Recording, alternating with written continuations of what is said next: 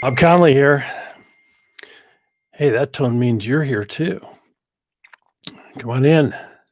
I've been waiting all day for this.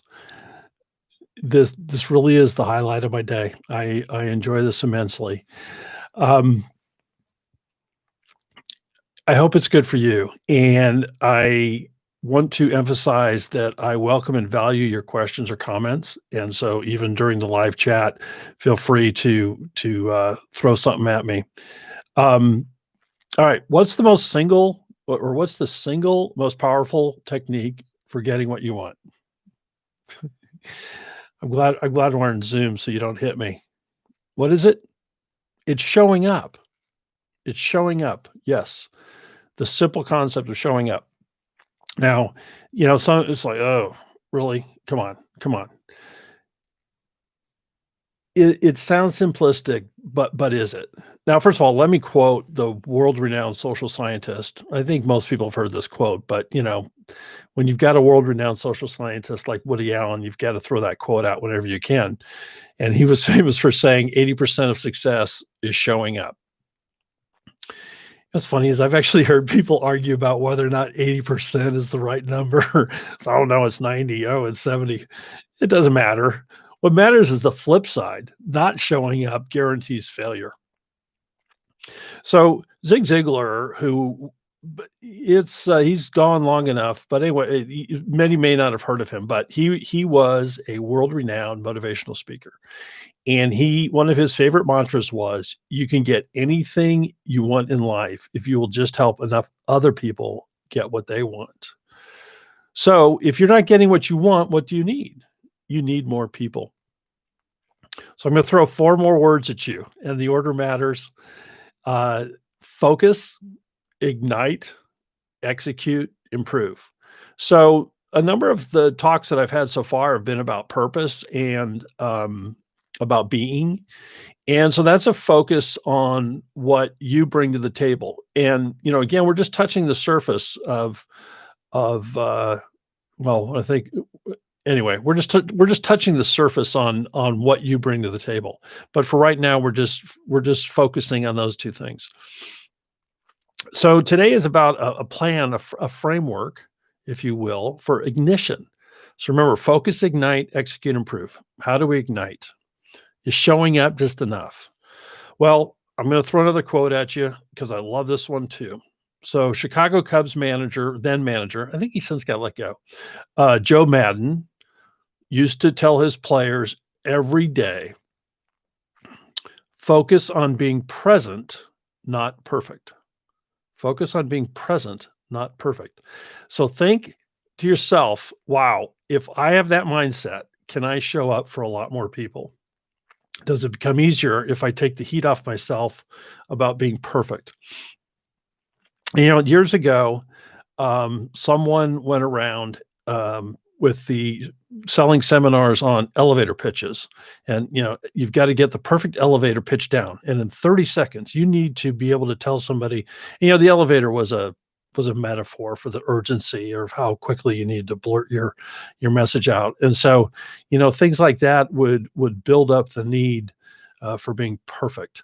And it is not about that. It's about being present. It's being present to your being. It's going back to being calm, being enthusiastic, being excited, being concerned, being your authentic self. If you'll do that, your power will naturally come through. So in engaging someone and igniting, the most powerful way to do it is to be curious about the other person. And that's Dale Carnegie 101. Be curious about the other person. Be genuinely curious. But now think in terms of your own style. So give yourself permission to be calmly curious, enthusiastically curious, excitedly curious, concernedly curious. And and by doing that, you will be conveying to the person with whom you're engaged kind of the essence of who you are, and you will start building interest on their part about knowing more about you. Ask questions, ask questions, ask questions. That's how you actually ignite the interest of others in you. So the whole thing of elevator pitches, of being perfect, elevator pitches or trying to convey, what it is you are in 30 seconds, that's a low odds game. That's a hit and miss. You know, y- a rule to follow is just don't ever put yourself in a position where you're expected to just like vomit up what your value is to someone in a short time frame. It's about building a rapport and planting the seeds for a longer relationship where you can help others get what they want, so that then you can get what you want. So the last thing I would say about showing up in this context is show up with with no attachment to the outcome. Don't look at it as wins and losses. Take peace in knowing that most people don't need what you have. It's not personal, but be curious, plant seeds. Many people will come back to you by virtue of that ignition that took place with your genuine interest in them. Um, so you're laying the groundwork. You have no attachment to the immediate outcome, and you can be peaceful in just knowing that you've shown up, you have been present, and you have engaged in the conversation. So this technique, I can tell you, I've lived by this technique my entire career. I was a commercial real estate salesperson for years. It was immensely profitable for my business. It helped form lifelong relationships with people, even as I've switched to this business. And so I also, over the years, I mean, I teach it to my clients. I also have taught it to like even the children of my clients. So I want to share just one quick story because it's illustrative. Everybody's like, "Oh boy, does that work all the time?" Well, no, nothing works all the time, but it works a lot of the time. It works a lot of the time in building a pipeline. Does it always result in a sale? Oh, heck no. But it's kind of interesting. I've taught over the years, every year, probably, I don't know, 3 or 4 children of the leaders that I coach, by virtue of the leader asking me to help them, in college, fresh out of college, new to the job market, or maybe they've had their first job and now their head's spinning like, boy, this isn't what I thought I wanted. And so I've been able to help people in that age bracket. So picture college age up to about 25. Well, 28 is probably the high age. It doesn't have to be that granular. But anyway, it's 20 somethings. And I want to share one of my favorite success stories about a fellow named Paul. And Paul is just a superstar in my book.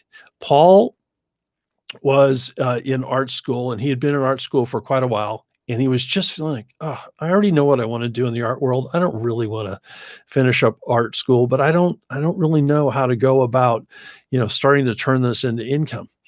And so it turned out that he was just enthralled with a very specialized area of art, and that was the art of printmaking, which I didn't even know existed. Anyway, I just said, okay, so how many are there? And he said, well, there's probably half a dozen that are just great, and there's another 20 or 30 that get the job done. I said, okay, well, come up with a list of 25 that are all within an hour of your house. So he came back with his list of 25. And by the way, let me tell you this too. Paul's a shy, introverted guy. So, people, it's like, oh, you have to be extroverted, outgoing to do this. Nope. You just need to be focused on what it is you want to do. So anyway, Paul came back with his list of 25, and I said, okay, here's the fun news. Now you get to go visit every one of those businesses in person. Obviously, this was a few years ago before we had the current circumstances, and he took a deep breath, and I said, now remember what we talked about: being present. You don't have to be perfect. You just have to be curious. You just have to walk in and say, hey, what's going on here? Little nicer than that, but still, is what's going on here. So Paul went to the first one. He had a nice conversation. Went to the second one. It was out of business. He went to the third one. Another nice conversation. Gets to the fourth one. Starts having a nice conversation. They were talking for probably 5 or 10 minutes. And all of a sudden, the owner just looked at him and said, you know what? You remind me of myself 30 years ago. Why don't you start coming in here on Thursdays and we'll put you to work? So it started out as a 1 day a week gig, and it has since blossomed into a much bigger relationship with this owner. And it has also allowed Paul to manifest his art in a very rewarding and pleasant way. So I share this with you. What's the big secret? Show up. Show up, be present, not perfect. That's all I've got today. Until next time, cheers.